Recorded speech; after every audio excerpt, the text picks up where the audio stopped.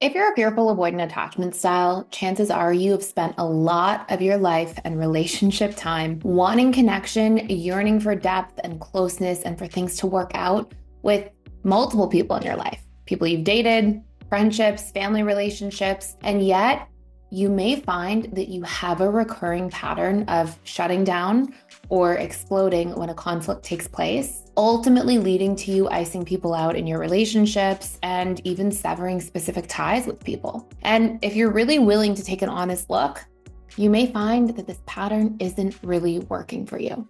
In fact, I would encourage you to take a look at what is this pattern actually costing me in my life? And what can I start doing differently? And in today's video, we are going to cover exactly that.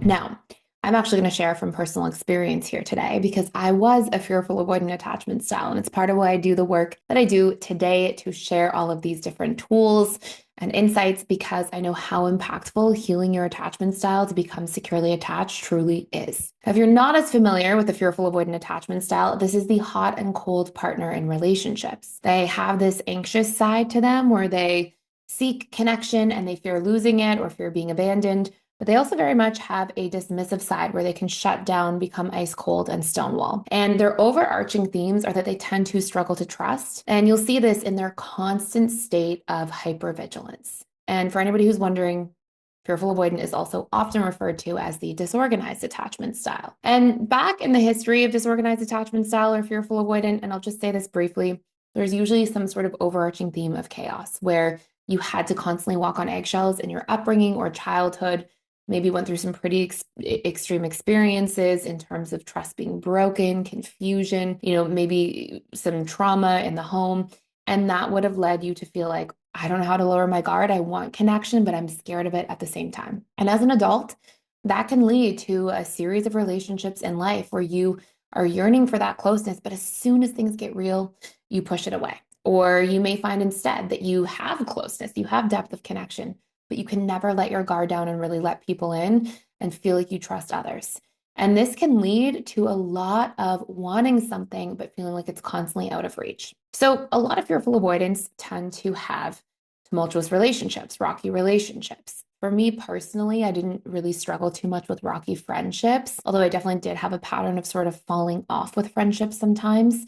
And sort of retreating when I was going through more challenging situations. But I definitely had a history of more volatile romantic relationships because that was where a lot of my wounding was. And so what I found quite frequently is that I had no idea how to handle conflict. And I'm going to share an example of a story from personal experience because I'm hopeful that this will be something that resonates with you and just helps you really articulate or start to put into perspective what you might be experiencing. So I can remember going out one evening with somebody that I was dating and we were at a restaurant in a big group, and the person that I was dating, the waitress was being very flirtatious with that person over and over again. And in that situation, the person I was dating didn't really do anything to engage. They weren't really doing anything wrong, but they didn't go out of their way to shut it down. They kind of just deflected a little bit, were friendly back.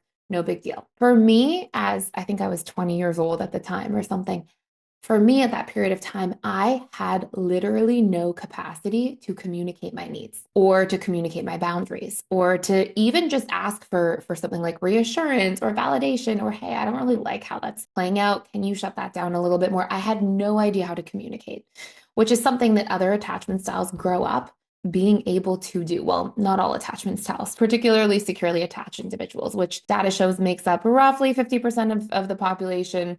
Some more recent research seems to think that number is on the decline. But what you'll see here is securely attached people are great at just going, hey, I don't like the way this is playing out. And whether communicating to the waitress, whether communicating to their partner, there would be some form of communication. But me, as a fearful avoidant attachment style, had no capacity or understanding for how to communicate.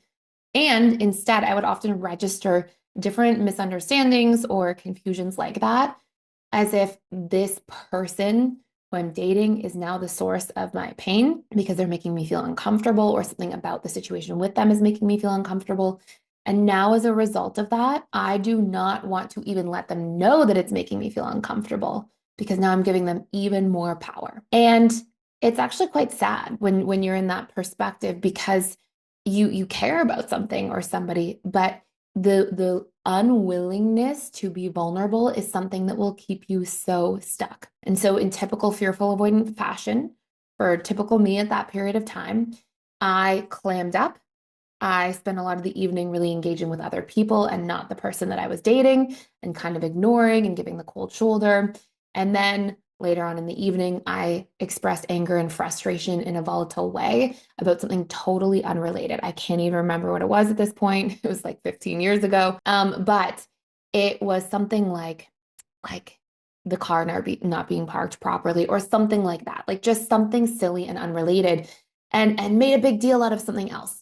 And that is something that I would do frequently. And that is something that a lot of fearful avoidants will end up seeing themselves doing quite frequently because there's this sort of couple-pronged scenario that's going on. Number one, you feel vulnerable when you have feelings, right? And that vulnerability feels extremely uncomfortable because as a child, that vulnerability is usually associated with some sort of betrayal or abandonment or trust being broken or being put in the middle of things that shouldn't have been yours to deal with.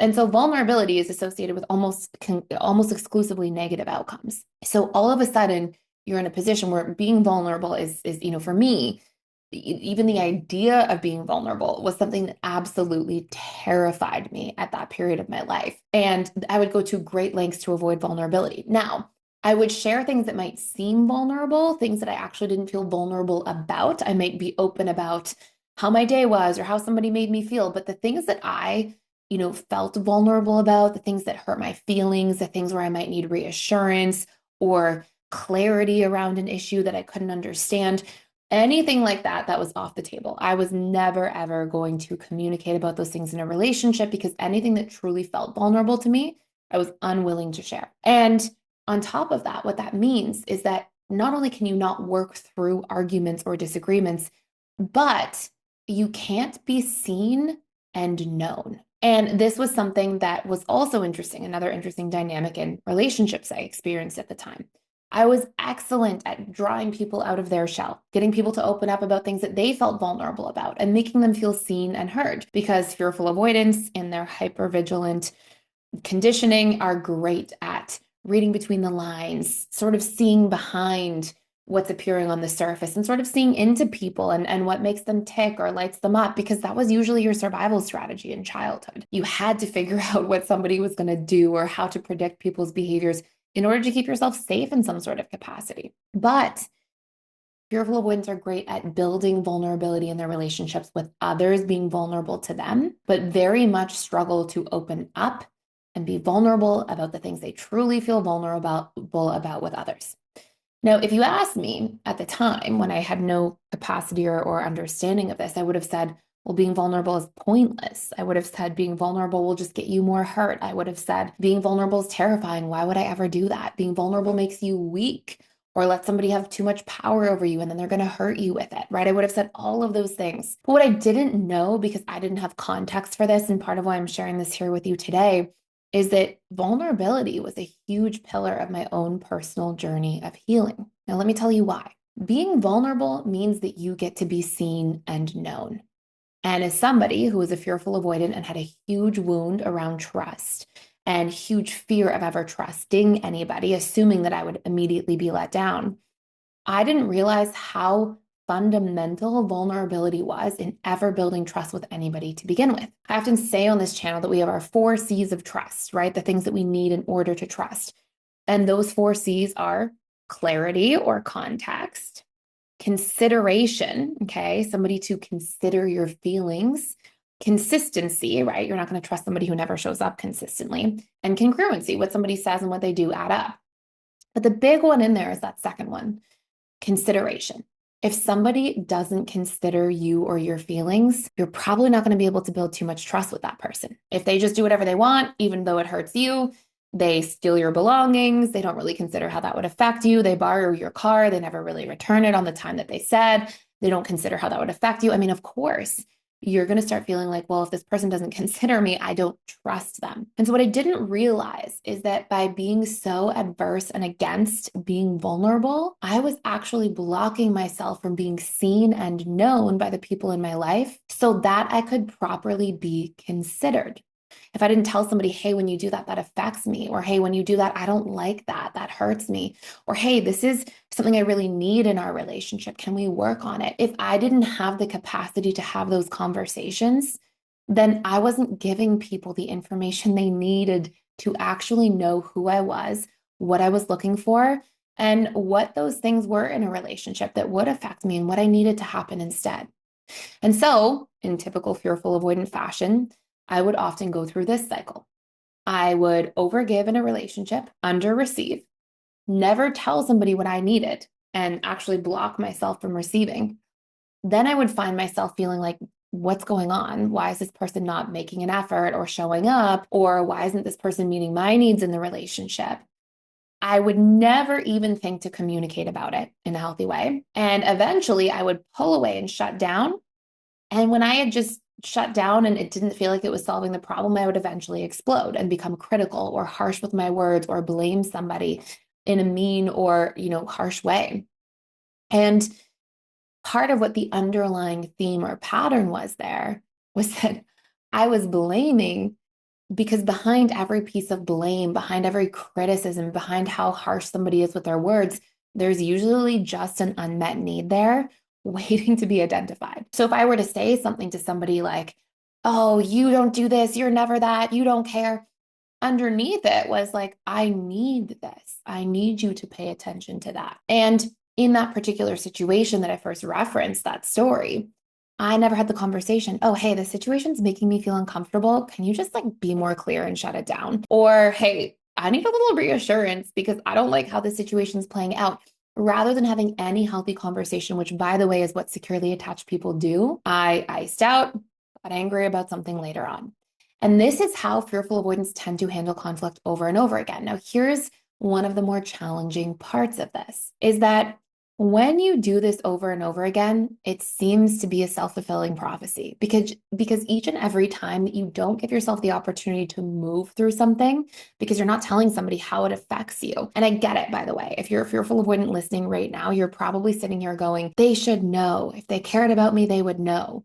You have to remember that fearful avoidant attachment style makes up a very small percentage of the population. And while fearful avoidants are excellent at quote unquote mind reading, it's not actually mind reading, right? They're just great at reading between the lines. First of all, you're not going to be perfect at it. You're not always going to know exactly what lines to read between or what something actually means or what somebody's true intentions are. And secondly, 90+% of the population perhaps isn't thinking in that way. And so they're waiting for you to communicate, or they're assuming that if you wanted something, you would communicate literally and openly. I mean, anxious attachment styles, to be honest, can fall a little bit into that mind reading space as well, a lot of the time, but securely attached people, no. Dismissive avoidance, definitely not. So you are expecting somebody to mind read, thinking, okay, if they care, then they'll know.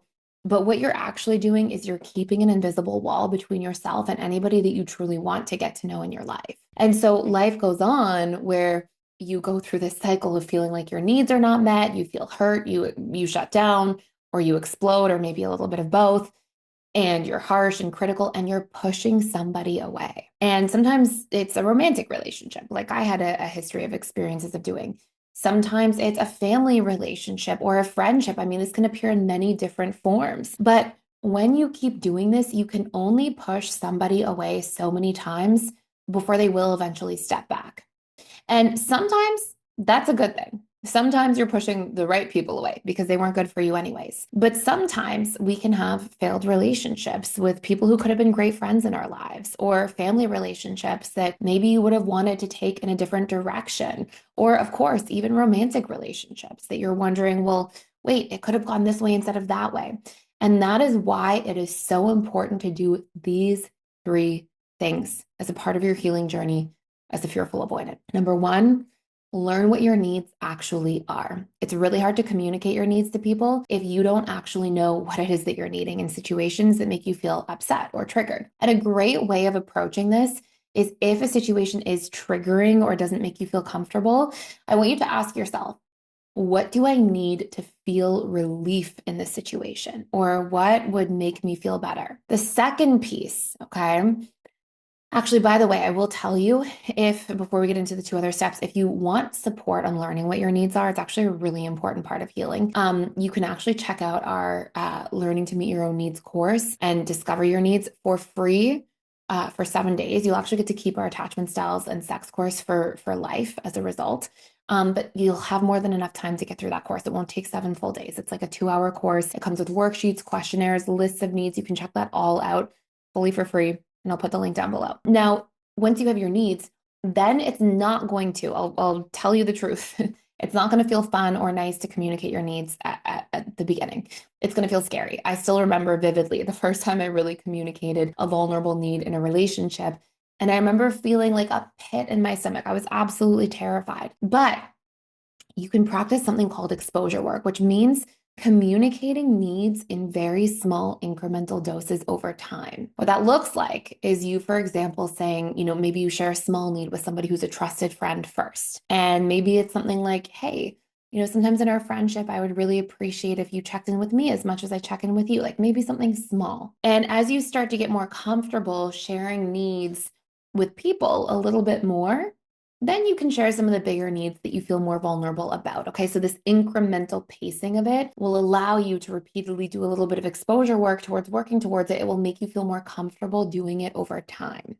Okay, so step 1, know your needs, learn them. Step 2, practice doing a little bit of exposure work to move towards it.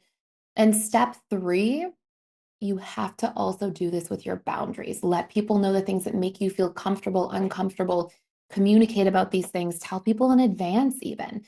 And it sounds like those are 3 things that are scary, or, maybe we shouldn't have to do, people should know. But the reality is that in secure and lasting relationships, these are cornerstones. In fact, secure and lasting relationships cannot even exist without these 3 things. And by doing this and telling people who you are and what you need and what your boundaries are, you're allowing yourself to enter into relationships where other people have the ability to take you into consideration, to know what hurts you or what could affect you, to be mindful of those things, to support you in those things, and to make sure that they're tuning into what you need. And it will only ever be through doing that you are going to be in a position where you feel deeply connected, where you feel as connected to others as they often feel to you. And if you're not doing that, you are still going to be on a constant path or track towards what I think of as one-sided relationships, where you think relationships are about you showing up, earning your worth,